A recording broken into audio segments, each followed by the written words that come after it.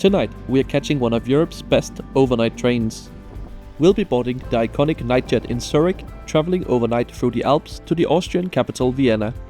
For this trip, I've booked the train's most exclusive offering, the Private Deluxe Suite, featuring a spacious cabin with its own shower. But as is often the case with Nightjet, not everything went as planned tonight.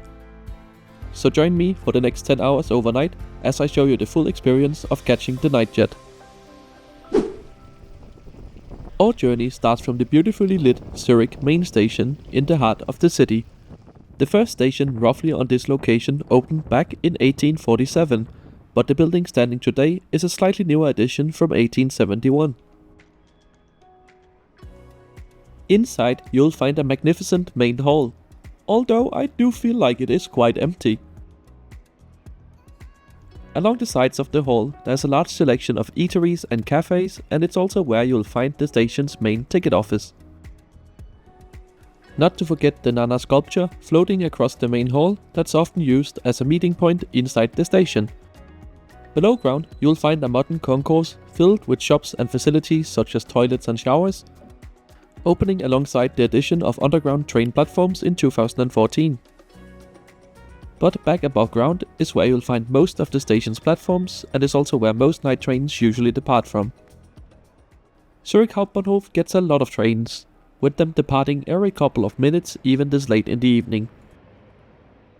As our night train hasn't come in from the sidings yet, we have some time to check out some of this varied train traffic.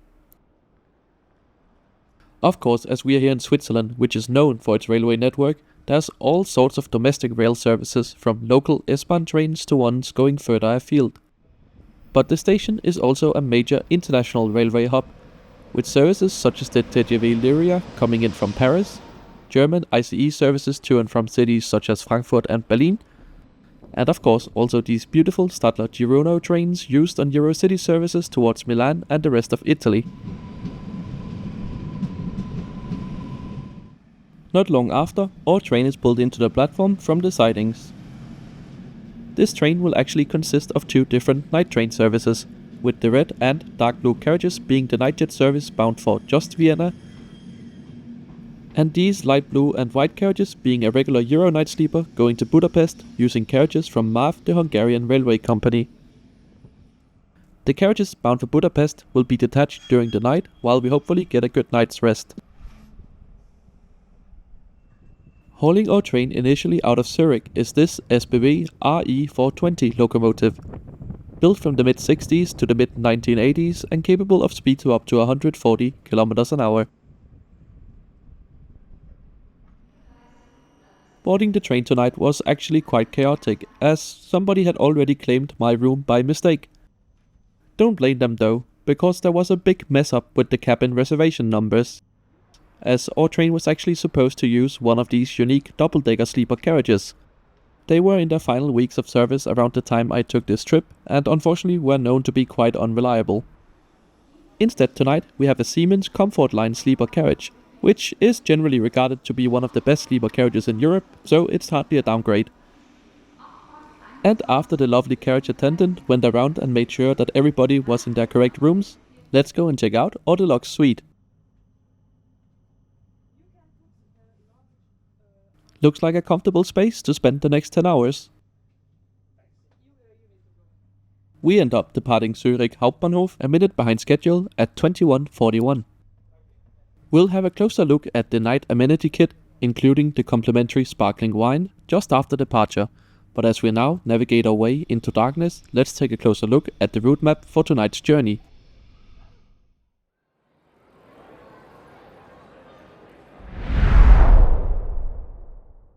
Nightjet 467 leaves every night from Zurich, heading east for the Alps on this 841 km long journey that's scheduled to take 10 hours and 29 minutes to reach Vienna. This gives the train an average speed of 80 km per hour. With nothing but the faint lights of houses in the distance visible from the train at this late hour, let's take a closer look at what you get here on board the Nightjet. First of all, there's the dinner and breakfast menu. While there is no dining car on board today's train, there is a decent selection of snacks, drinks, lighter meals available for purchase from the train attendant. And before you go to bed, make sure to hand in your complimentary breakfast card. You can pick up to 6 options from this extensive list, which will be prepared for you in the morning before arrival. And with my choices made, let's take a closer look at the amenity kit. Every sleeper compartment is provided with at least 1 bottle of water and this bag of goodies. It contains very thoughtful items such as a hand towel, eye shades, slippers, earplugs, a pen and some small snacks. Not to forget that every sleeper passenger also gets a small bottle of sparkling wine, a great way to get the trip started. As our train gently sways its way through many smaller Swiss station towns, it's time to get ready for bed. We'll take a proper look at this cabin tomorrow before arrival, including the exclusive private shower. But for now, I made sure to lock my cabin for the night, and with the window blind pulled down and the lights turned off, I'm ready for a great night of sleep. And I should mention that the individual reading lights by the bed really makes the cabin feel cozy. Anyway, good night.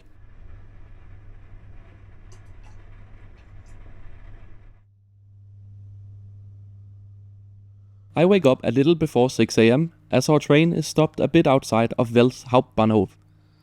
I've had a great night of sleep. The Comfort Line carriages are known for their comfy beds and gentle ride. And that was definitely true as I managed a solid 7 hours of sleep.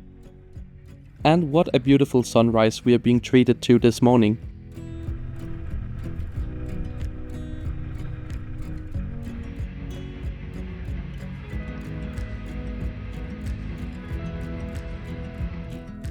A few moments later we arrive at Wels' Hauptbahnhof, and to my surprise, given my past experiences with Nightjet, we are actually on time.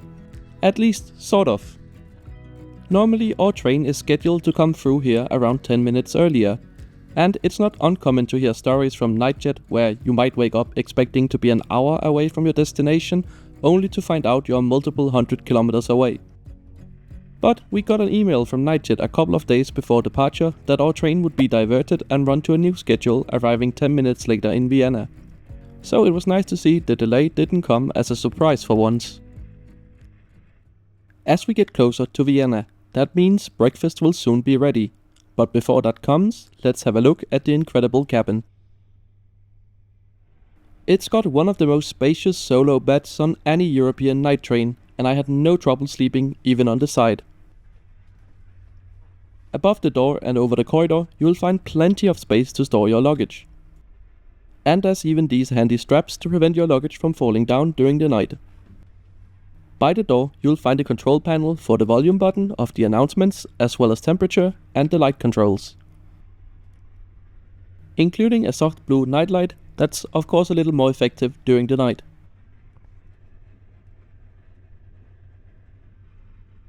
Every bunk also gets an individual reading light and light control panel, but the other bunks are of course folded away as I was traveling alone today. My biggest complaint with these compartments is that they only have one power outlet, found quite inconveniently down here. By every bed there's a handy storage compartment as well as a cup holder. Over by the window there's another little storage shelf. And very handy when you need to change clothes, there's this fold-out seat. And you'll definitely want to do that, because the main benefit of the deluxe compartment is of course the en-suite shower and toilet. It is very compact, but you got everything you need here. And yes, you can move the sink when you want to have a shower. The shower head both doubles as water for the sink and for the actual shower. The pressure was really good, especially for on a train, and the temperature remained nice and warm. Toiletries including soap and towels were also provided. It's an incredibly civilized way to travel. I've been lucky enough to have the experience to travel in these carriages a few times now, and they are generally very good. Our train has now reached Linz Hauptbahnhof, which is Austria's third largest city and a major transportation hub. We even see another international train service as we depart, in the form of the České dráhy Eurocity service to the Czech capital Prague. Not long after departure from Linz, and with a little over an hour to go before we reach Vienna, our lovely carriage attendant came around and served breakfast. I opted for some bread with cheese and ham, alongside a yogurt and a coffee. While it's not quite as substantial as a hotel breakfast, it's generally enough to keep you going till an early lunch. And while breakfast in bed is nice, if you want, you can ask the train attendant to set your cabin into day mode. But I just did this myself.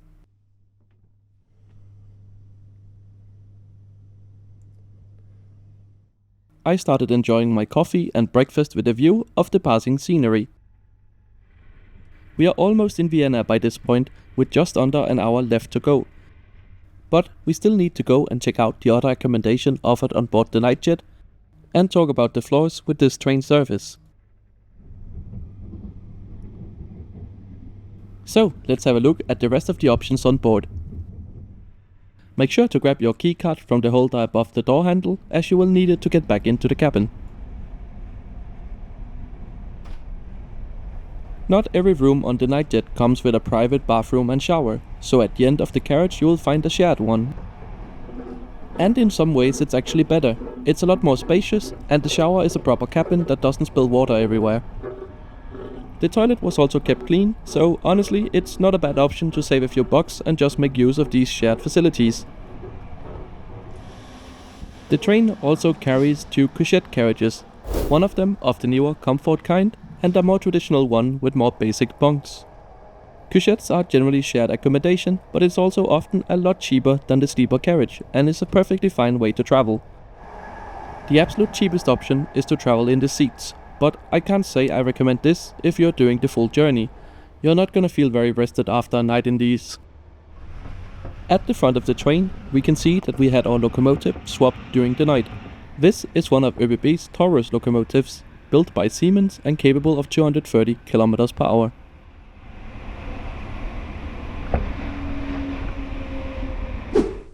Back in my cabin, we are now coming into St. Pölten. This is our last stop before we'll reach the Austrian capital. So, as we speed out of here, I'll summarize my thoughts on the Nightjet. I have such a difficult time deciding what I think of Nightjet. On a trip like this, nothing really went wrong. Yeah, we were delayed about 10 minutes and there was a bit of mess with the reservations, but that's it.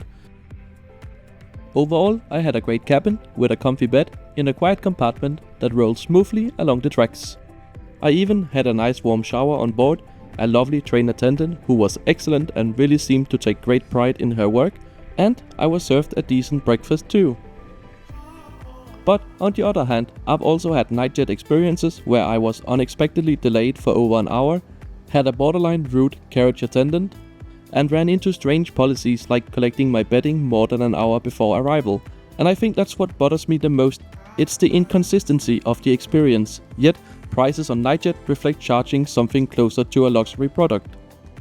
For this trip, I paid €260 for a single deluxe sleeper, which is definitely on the higher end.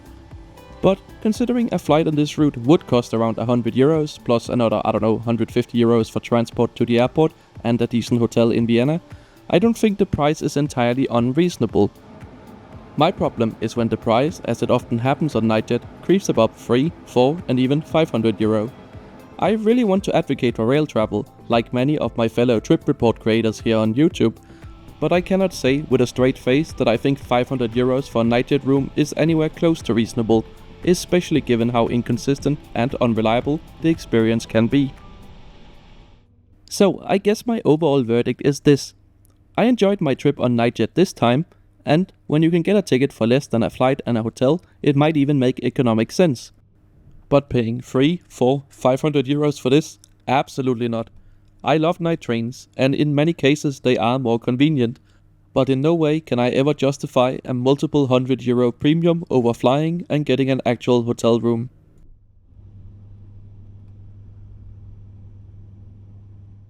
We are now arriving at Wien Meidling, our penultimate stop, and a major transportation interchange point with the city's subway and transport network. As we continue past the sidings and travel on the busy tracks taking us to the main station, I'm going to ask you what your thoughts are on the Nightjet, and what would you pay for a journey in a deluxe sleeper? Let me know in the comments below. We arrive at Wien Hauptbahnhof a minute behind the altered timetable at 0810, after what's been a pretty good experience overall with Nightjet.